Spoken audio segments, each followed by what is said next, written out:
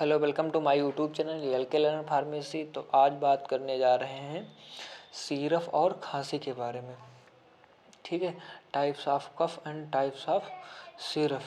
ठीक है, ये तो types of cough and syrup use. खांसी कितने प्रकार की होती है, कफ कितने प्रकार के होते हैं, सूखी खांसी और बलगम वाली खांसी में कौन सा कफ सिरप देना चाहिए। ठीक है, तो चलते हैं आगे। तो टाइप्स ऑफ कफ खांसी के प्रकार। ठीक है, खांसी कितने प्रकार की होती है। तो खांसी बेसिकली दो प्रकार की होती है। नंबर 1 होती है ड्राई कफ यानी सूखी खांसी, और नंबर 2 होती है वेट कफ, गीली खांसी। ठीक है, तो ले चलते हैं ड्राई कफ की तरफ। ड्राई कफ मतलब सूखी खांसी की तरफ। तो सूखी खांसी को बेसिकली बिना बलगम की खांसी कहते हैं। बिना बलगम मतलब खांसने पर कोई बलगम या किसी प्रकार का कुछ नहीं निकलेगा, जिसे नॉन प्रोडक्टिव खांसी भी कहते हैं। ठीक है, इसका कारण क्या होता है, किस कारण ये सूखी खांसी आती है। तो इसका कारण होता है एलर्जी। ठीक है, पॉल्यूशन, डस्ट, ड्राइनेस इन ट्रेकिया। ठीक है, और ये थ्रोट इरिटेशन, बैक्टीरियल इन्फेक्शन। ठीक है, और वायरल इन्फेक्शन इनसे आ सकती है। ठीक है, ड्राइनेस इन ट्रेकिया।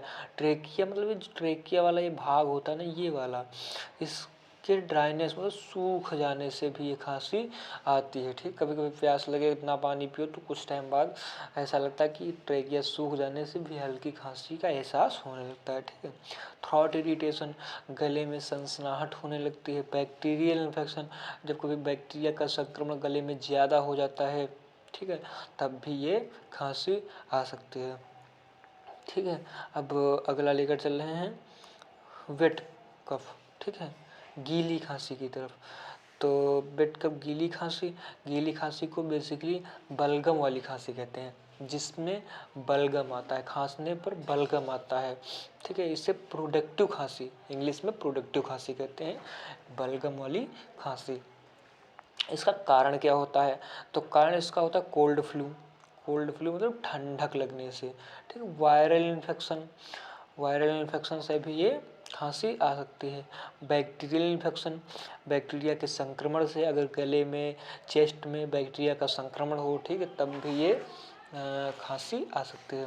ठीक है, ब्रोंकाइटिस से भी ये खांसी आ सकती है। ब्रोंकाइटिस क्या होती है, ब्रोंकाइटिस एक ऐसी बीमारी होती है जिसमें ब्रोंकाई जो होती है उसमें सूजन आ जाती है, जिससे हम जब सांस लेते हैं तब भी दिक्कत होती है और जब सांस छोड़ते हैं तब भी दिक्कत होती है। ठीक है, और न्यूमोनिया में भी ये खांसी आ सकती है। ठीक, आती है।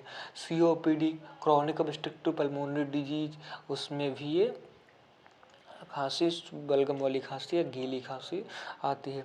अब COPD क्या होता है, COPD एक ऐसी बीमारी है, ठीक है, जिसमें जब हम सांस लेते हैं तब भी दिक्कत होती है, सांस छोड़ते हैं तब भी दिक्कत होती है। COPD और ब्रोंकाइटिस लगभग में सेम होते हैं, लेकिन ब्रोंकाइटिस में जो होती है ब्रोंकाई में सूजन आ जाती है, इसमें ब्रोंकाई में सूजन नहीं आती, लेकिन सांस लेने में दोनों में दिक्कत होती है, सांस लेने में दोनों में दिक्कत होती है। ठीक, और अस्थमा में भी ये खांसी आती है। ठीक है, इसमें सिरप कौन सी यूज होती है, तो सिरप बेसिकली यूज होती है ये एमरोडिल एलएस। 100 ml की आती है। ठीक है, और इसमें फार्मूला पाया था है लियोसल्बुटामाइन और ग्यूसरफेनिसिन एंड एम्रोक्साल और HCl, हाइड्रोक्लोरिक एसिड से होता है। ठीक है, और इसकी सिरप एमरोडिल एलएस होती है। ठीक है, आगे काफ़ी सारी सिरप हैं। ठीक है, अब आते हैं ड्राई कफ मेडिसिन। जो सूखी खांसी होती है उसमें कौन सी हमको सिरप देनी चाहिए। ठीक है, अब मेडिसिन के बारे में, ड्राई कफ मेडिसिन। ठीक है, सूखी खांसी जब आए तो कौन सी मेडिसिन देना चाहिए, कौन सी सिरप देनी चाहिए। ठीक है, तो हमको सिरप तो काफ़ी आती है, लेकिन फार्मूला ये होता है। ठीक है, ड्राई कफ मेडिसिन का फार्मूला ये होता है डेक्स्ट्रोमेथोर्फेन एंड क्लोरोफेनामाइन एंड फिनाइलफेनामाइन। ठीक है, ये तीनों इसके फार्मूला हैं। ठीक है। ये तीनों ड्रग साल्ट सिरप में पाए जाते हैं, मिले होते हैं, ठीक है। अब इन तीनों के बारे में बारी बारी से अलग अलग आपको बताएंगे कि कौन सा साल्ट कब हो तो कब देना चाहिए, ठीक है। डेक्स्ट्रोमेथॉर्फिन, डेक्स्ट्रोमेथॉर्फिन बेसिकली एंटी टस्यू का काम करता है, ठीक है। अब एंटी टस्यू क्या होता है? एंटी टस्यू एक ऐसा ड्रग वो होता है, ड्रग एजेंट होता है जिससे हमारे शरीर में जो होने वाली एलर्जी है, जैसे कि नाक बहना, बंद नाक हो जाना, ठीक है। जब ज़्यादा सर्दी हो जाए, ठीक है, तो नाक बंद हो जाती है, गले की जलन, ठीक है, छींक आना, आँखों से पानी आना, ठीक है, और आँखों से और कंजेशन होना, जैसे लक्षणों को ये जो डेक्स्ट्रोमेथॉर्फिन है ये आराम दिलाता है। ऐसे लक्षणों से हमें छुटकारा मिलता है डेक्स्ट्रोमेथॉर्फिन के द्वारा, ठीक है। ये बेसिकली एक एंटीटस्यू है। एंटीटस्यू तो आपको बता दिए, ठीक है, ट्रीट कफ, और ये बेसिकली कफ को ट्रीट करता है, जो हमारे सीने में, ठीक है, जो छाती पे जकड़ा हुआ जो वो होता है कफ होता है, ठीक है, जो लंग्स में कफ होता है, वो कफ को बाहर निकालने में, ठीक है, उसका ये काम करता है। अब चलते हैं अगले डेक्स्ट्रोमेथॉर्फिन के बाद क्लोरोफेनेरामाइन की तरफ। तो क्लोरोफेनेरामाइन बेसिकली ये लगभग 2-3-4 होते हैं, ठीक है। ये इतने सारे होते हैं क्लोरोफेनेरामाइन में, तो इनका इतने सारे का इतना, इनका सबका एक ही काम होता है, ठीक है। इनका सबका बेसिकली एक ही काम होता है, और वो काम होता है ट्रीट नोज स्नीजिंग। जो फेनरामाइन है, क्लोरोफेनेरामाइन है, ठीक है, और ये ब्रोमोफेनेरामाइन है, फेक्सोफेक्साडीन है, लोराटाडीन है, सिट्रिजिन है, लिवोसिट्रिजिन है, एनीहिस्टामाइन है, और एंटी एलर्जिक है। इनका सबका एक ही काम होता है, ट्रीट नोज स्नीजिंग व ठीक है। जब नाक में ज़्यादा, जो नाक होता है, नाक में जब ज़्यादा फ्लूइड हो जाता है, ठीक है, तो उसको ट्रीट करने में, मतलब बाहर निकालने के साथ साथ उसको कम करने में इसका काम होता है। स्नीजिंग, जब स्नीजिंग मतलब जब छींक आती है तब भी इसका काम होता है, तब भी ये काम करता है। ये जो ये फार्मूले जैसे सिट्रिजिन है, लिवोसिट्रिजिन है, तब इनका यूज किया था। वाटरी ई, ठीक है, ये इक्स यहाँ पर गलती हुई, सॉरी, ये वाटरी ई मतलब जब आँखों से पानी आता है तब भी इसका यूज किया जाता है। अब आता है तीसरा फेनाइलफेनरामिन, ठीक है। इसका यूज होता है डीकंजेस्टेंट, ठीक है। तो डीकंजेस्टेंट बेसिकली ये होता है जब सर्दी लगने से, ठीक है, तो कभी कभी ऐसा होता है ना, खांसी तो कई प्रकार से आती है, लेकिन जब सर्दी लग के खांसी आए, जब ठंडी लग के खांसी आए, ठीक है, उसमें इसका यूज किया जाता है, ठीक है। और इसका बेसिकली वर्क होता है treat nose block of stuffy nose. जब नाक में, जो नाक होता है, नाक में जब फ्लूइड ज़्यादा हो जाता है, नाक वाला फ्लूइड, उसको जब नाक ब्लॉक हो जाती है उसको बाहर निकालने के साथ साथ कम करने और उसको प्रिवेंट करने के लिए इसका काम होता है, ठीक है, फेनाइलफेनरामिन, ठीक है। ये वर्क करता है ट्रीट नोज को ट्रीट करने में, तथा स्टिफी नोज को कम करने या ब्लॉक नोज को साफ करने में इसका काम होता है, ठीक है। अब ले चल रहे हैं इसकी सिरप, ठीक है। तो इसकी सिरप देख लीजिए आप। सिरप, इस सिरप में एक चीज़ आपको कॉमन मिलेगी। कॉमन क्या मिलेगी? कॉमन मिलेगी ये वाली जो सिरप है, ये स्कोरिल डी, ठीक है, स्कोरिल डी या जेडेक्स डी भी आती है, जेडेक्स लेकिन जेडेक्स डी भी आती है। बैंडिल डी आर, ठीक है, ये बैंडिल डी आर है, ठीक है। और ये एक्सोरेस्ट डी एक्स है, विंटोक्रिप डी है। इन सब का एक ही काम होता है। ये काम ये होता है कि ये सब जो है ड्राई कफ में यूज़ किए जाते हैं, जब सूखी खांसी है, ठीक है। लेकिन एक चीज़ आपको सबको ध्यान देना चाहिए कि ये जो डी है, ठीक है, ये डी, तो इसका काम होता है, ये सिरप यूज की जाती है ड्राई कफ में, सूखी खांसी में, ठीक है। इसमें डी मिलेगी, और जब बिट खांसी होगी, गीली खांसी होगी तो यल मिलेगी, ठीक, इतना ध्यान रखना। सूखी खांसी में डी, और डी मतलब ड्राई, और गीली खांसी में यल मतलब लिक्विड, जब लिक्विड बाहर आए, ठीक है। ये सब सूखी खांसी वाली सिरप हैं। अब ले चलते हैं गीली खांसी की तरफ। गीली खांसी वेट कफ, ठीक है।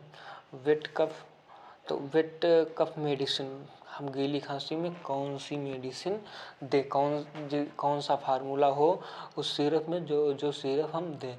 तो लियोसल्बुटामाइल, एम्ब्रोक्सोल और गुइफेंसिन, ठीक है। ये जो तीनों फार्मूले होते हैं ये बेसिकली वर्क करते हैं गीली खांसी में, जब खांसी के साथ साथ वो आए, कफ भी आए, ठीक है। कफ आए, खांसी जब आए तो उसके साथ साथ म्यूकस आए, ठीक है, तब ये सिरप यूज की जाती है। उसमें ये फार्मूले तीनों पाए जाते हैं, ठीक है। अब जो फर्स्ट नंबर पे आता है, ठीक है, फर्स्ट बताने जा रहे हैं हम गुइफेंसिन के बारे में। तो गुइफेंसिन का काम होता है क्लियर म्यूकस फ्रॉम एयरवे। जो हमारा एयरवे होता है, ठीक है, जो ये ट्रेकिया, ब्रोंकाई, लंग्स होते हैं, इनसे जो हमारी जो एयर आती है, ठीक है, बाहर की तरफ, और जब ऑक्सीजन लेते हैं कार्बन डाइऑक्साइड बाहर छोड़ते हैं, ठीक है, तो वो जो एयरवे होता है, जो रास्ता होता है, उसमें जो म्यूकस जम जाता है, ठीक है, उसको बाहर निकालने में, ठीक है, गुइफेंसिन का काम बाहर निकालना होता है म्यूकस को। ये एज ए लाइक स्पेक्टोरेंट की तरह काम करता है। और स्पेक्टोरेंट का काम होता है कि लंग्स में, ठीक है, ट्रेकिया, ब्रोंका, इन सब में लगे हुए म्यूकस को बाहर निकालना, ठीक है, इसका काम होता है। इसीलिए ये एज ए स्पेक्टोरेंट की तरह काम करते हैं। अब अगले फार्मूले की तरफ ले चल रहे हैं। इसमें 3 फार्मूला है, तीनों अलग अलग आपको बताएंगे, ठीक है। तो आपको गियोफेंसिन बता दिए हैं। अब अगला फार्मूला आता है लियोसल्बुटामाइल, सल्बुटामाइल और ट्रिप्टालाइन। देखो ये फार्मूला वहाँ एक बताए थे आपको, लियोसल्बुटामाइल, ठीक है, लियोसल्बुटामाइल। लेकिन बेसिकली ये लियोसल्बुटामाइल ये सब एक ही हैं। लियोसल्बुटामाइल, सल्बुटामाइल और ट्रिप्टालाइन, इनका सबका वर्क एक ही होता है, तीनों का वर्क, ठीक है। चाहे सिरप में लियोसल्बुटामाइल मिले, चाहे सल्बुटामाइल मिले और चाहे ट्रिप्टोलाइन मिले, इनका एक ही काम होता है, ब्रोंकोडाइलेटर, ठीक है।